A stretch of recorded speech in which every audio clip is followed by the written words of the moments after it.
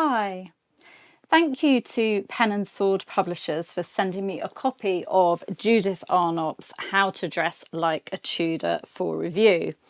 This book is written from the point of view of someone who is a reenactor and so dresses like a Tudor on a regular basis, and someone who makes her own costumes, and someone who is a historical novelist and so has been researching Tudor life and what people wore in Tudor times for her novels for many years. Judith Arnopp talks about how the Tudors used image for propaganda before moving on to writing about each part of what made up a Tudor person's clothes. There are chapters on underpinnings, underwear in other words, kirtles, overgowns, women's accessories, shirts, codpieces, headwear, men's gowns and coats, men's accessories, and children's clothing. And Judith Arnopp finishes the book with extensive advice on how you can dress like a Tudor yourself, i.e. how you can make your own Tudor-style costume. She gives useful links, including YouTube videos, for more information. For example, how a French hood is constructed. So it's a very, very useful book on all sorts of levels.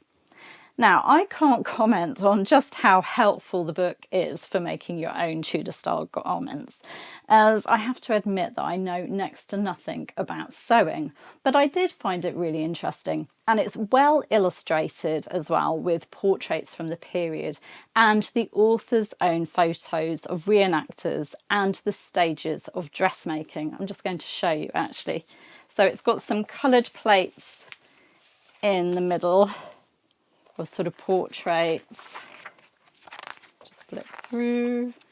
So lots of portraits showing the Tudor costume as worn by the Tudors themselves. And then later on in the book, in the section about making Tudor clothes, Judith's got her own dressmaking, things that she's made, and the different stages of making them, and sort of diagrams and all sorts of things.